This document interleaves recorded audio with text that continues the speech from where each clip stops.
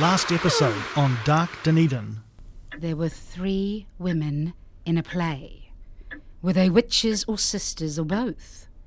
If all sisters are witches, then are all witches sisters? Lock me up! I said we're not charging you. Put me away! Miss Hepburn, it's not the 1920s. We don't just lock women away anymore. I didn't know where I was going to go or what I was going to do. I've told you what you're going to do. You're coming with me. You shouldn't have to nursemaid me. You need to recover in a better environment than this. Dark Dunedin Season 3, Episode 3, Hellbound. Hello? Is anyone there? Hello?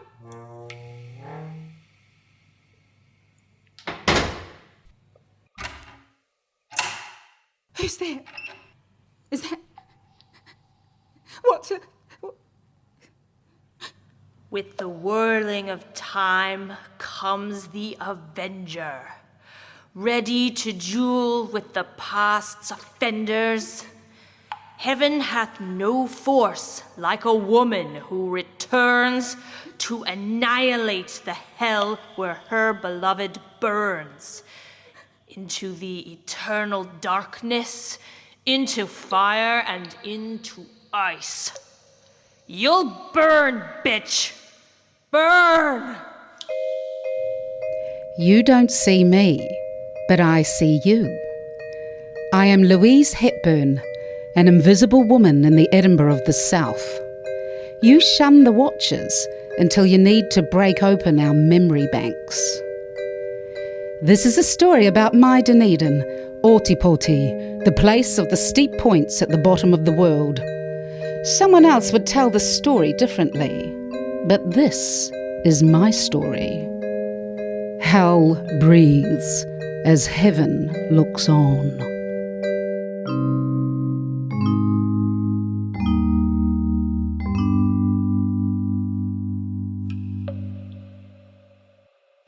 Between fevers and chills, I've ascertained where I likely am. The basement beneath the former Cinema Club Theatre in the centre of town. The Octagon Ossuary, near what was a Maori burial ground and later a swimming pool and then a car park. A place dank and dark with time, watched over by the dead stare of Robbie Burns, if a statue could see beneath the pavement and down the years. Time will pass, and we shall go away forever, and we shall be forgotten. I remember. My Aunt Fenella was the 3rd sister in Chekhov's play. She played Olga, the eldest. Fenella, who brought gravity and discipline to rehearsals, who mediated the pettiness and rivalries between my mother Marion, who played Marcia, and Regan's mother Nancy, who played Irina. I remember now. I remember that Regan brought me and entombed me here. But I don't yet know why, or for whom this performance should entertain. Our faces will be forgotten, our voices, and how many of us there were.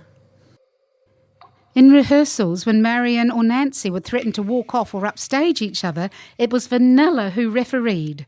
A theatre family in spirit and spite. You can't choose your relatives or your classmates. If only I could have known. If only I knew. While the sisters sparred, a much younger me stayed here in the basement with the horses' heads from Equus, King Lear's eyeballs, and maquettes from Midsummer's and A Doll's House, worlds within worlds in miniature. While my mother, Regan's mother, and Fenella rehearsed in the little theatre above, I'd sit on an old pallet watching Dad build set pieces. After our time, people will fly about in balloons. The cut of one's coat will change. Perhaps they'll discover a 6th sense and develop it. But life will remain the same, laborious, mysterious, and happy. Dad, who knew all the lines but had no onstage role to play. And in 1,000 years' time, people will still be sighing, life is hard. And at the same time, they'll be just as afraid of death and unwilling to meet it as we are. Dad let me help paint the backdrop once he'd drawn the lines. Trump Lual, views of the Urals or English country gardens or Scottish moors, views that go beyond the scope and reach of the eye. Not only after 2 or 3 centuries, but in 1,000,000 years, life will still be as it was. Life does not change. It remains forever, following its own laws which do not concern us, or which, at any rate, you will never find out. Birds fly, and whatever thoughts, high or low, enter their heads, they will still fly and not know why or where.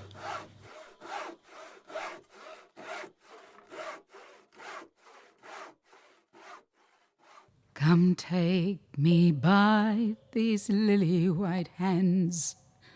Come take me by my feet and throw me in this deep, deep well, which is more than 100 feet.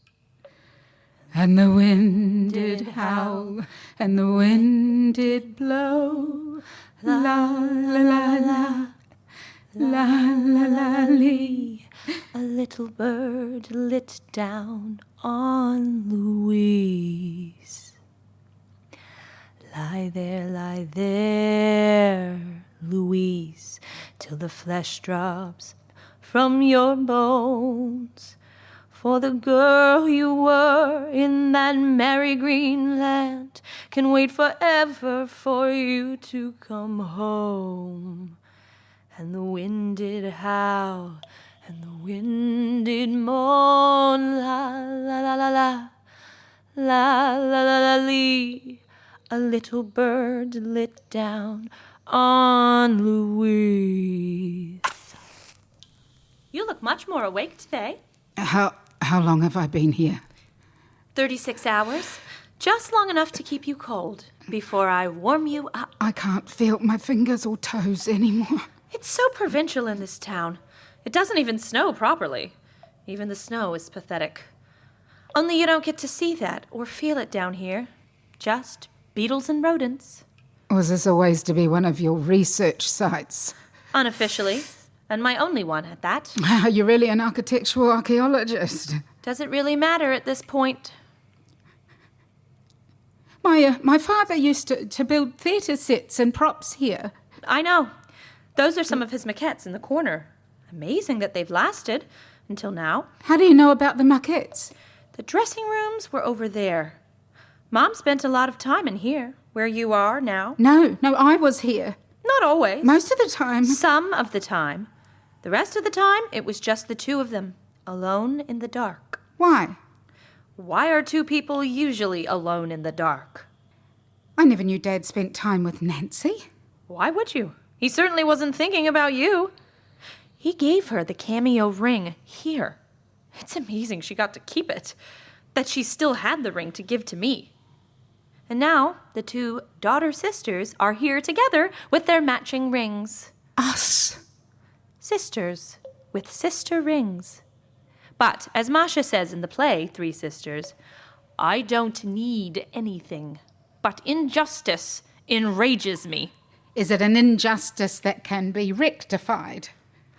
That would require raising your mother from the dead, and I'm sure that neither of us want that. She found out about Dad and Nancy. Bingo! She retaliated. Not just a pretty face, How? Notice anything special about your ring? It's a locket ring. Or a poison ring? Or a snuff ring? Perfect place to stash 4 grams of heroin to be discovered by the man who used to sleaze around your mother. Which one? Some lawyer. Our family lawyer. I asked him if he remembered your mother. You believed him. We have to talk to Fenella. She'll set the record straight. Nah, I've lost too much time with this already. But you've come this far. And now I'm ready to go. Well, don't you want to find out the whole truth for your mother? What? That Mom only had 2 months left on her Fulbright scholarship? That it didn't matter that she had no prior convictions in any country, including this backwater? It didn't matter that she was 6 weeks pregnant? She was put on a plane never to return. Heaven hath no rage like love to hatred turned, nor hell hath a fury like a woman scorned. Did you bring any of my meds? Your meds? My head's starting to... Starting to No, what? it really, really hurts. I haven't had anything since yesterday. Did you try looking in your ring? Are they in there? Maybe. I can't. I can't open it. It won't. Won't what? It's stuck. Help me. Why? Please, Regan. Pathetic. Please. You're definitely our dad's daughter. The man who hid behind the scenes. Too gutless to stand up in public for what he wanted. To stand up against your mother. To stand up for his youngest child. I'm going to give the city something to talk about for vanishing my origins. For burying my heritage. Heritage and lineage are privileges not afforded to bastards. What I'm about to do will be for all the bastards in this bastard town. Mark Twain was mistaken when he said the Scottish settlers stopped here on their way to heaven thinking they had arrived. They'd gone the wrong way and were in fact in hell. I mistook Regan as my saviour. I should have looked more closely at both her and me, side by side.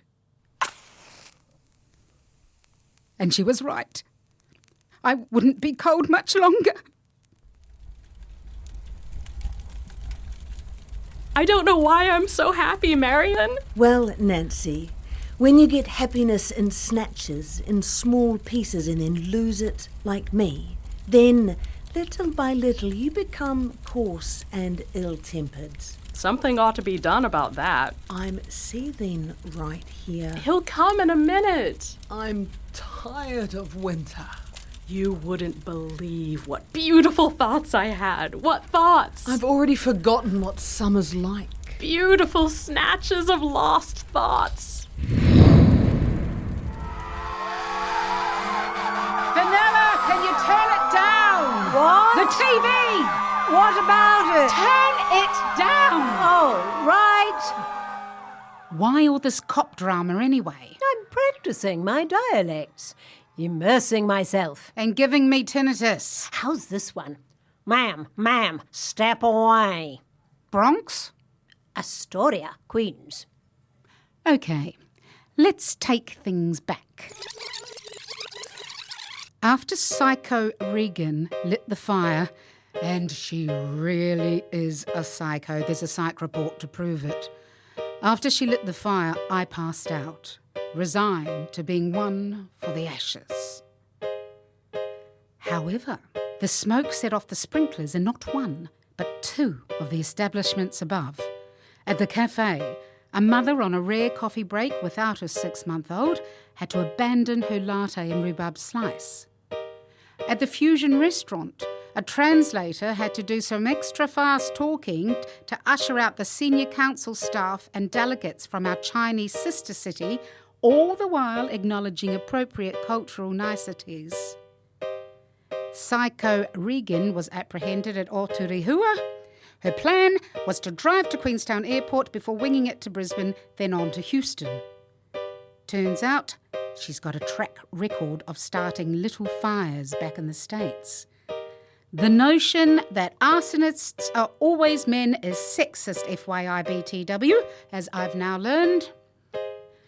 However, the undoing of the arsonist, whatever their gender, is that they like to watch their flame work. So Regan hung around for a bit too long. She waited by the fountains in the Octagon until the fire units arrived, and then her getaway was slowed up by cattle taking their good time shifting paddocks on moving day in the Maniatoto. Meanwhile, the damp Octagon basement that was my horror was also my hero. The smoke rose and the flames licked up the walls and away from me. Ma'am, can you hear me? Give me a sign if you can hear me. I might try Jersey instead. Jersey? Mob matriarch from North Caldwell. Well, you're more likely to be cast as Livia Soprano than the bad lieutenant. Oh, listen to him. He knows everything. Want some lunch? I got eggplant. Fenella's read about these older actors getting plum roles in the US. She's thinking seriously about doing the audition circuit over there. You think that's crazy? After what I've been through, I think is the break we both deserve. I'll be her bag handler and sketch tourist portraits for greenbacks at Venice Beach. But we can't leave just yet. We're not supposed to watch or read anything about the trial. There's screeds coming out about Regan and linking it back to when Nancy was here in the 70s. All those mossy stones from the past are being turned over and little demon beetles are scuttling out. It's been both awful and fascinating, almost like watching another person's story. The one story we haven't been able to broach yet is that of my sister-in-law, Sarah. My brother Richard is in Christchurch with my nephews, Toby and Matt. We all need space to resettle, to find new configurations of settling and resettling the family. Those stones won't be turned or thrown for now. What's for dinner? All this diction has left me famished. We have got some eggplant, actually. It's aubergine, and moussaka would be lovely. Home. I'm at home. Mine and Fenella's house. Our little villa just one street over from what was my childhood home, then Richard and Sarah's, and now has been taken up by someone else. Fenella and I are two spinsters living in a cloud of memories and Chanel number 5, perched atop the Dunedin town belt, a place where you can believe in magic, good and bad. When I stand still at the open bay window at dusk, I spy the dance of shadows that is the kehua under the canopy. Kehua that guided me away from the makutu, guardians to dispel the jinxes and hexes. Spring has sprung early this year, and the white and crimson flowers of the mistletoe and kotukutuku are making their entrance, as if ready to perform a part de deux for the keriru. When your world is a small city, and you recount those times when your heart and head pound and your throat restrict, you need a nest, open to the sun, that no one can see into. A place high above it all, where you can be safe, watched over in the dark by the light of the moon and the stars.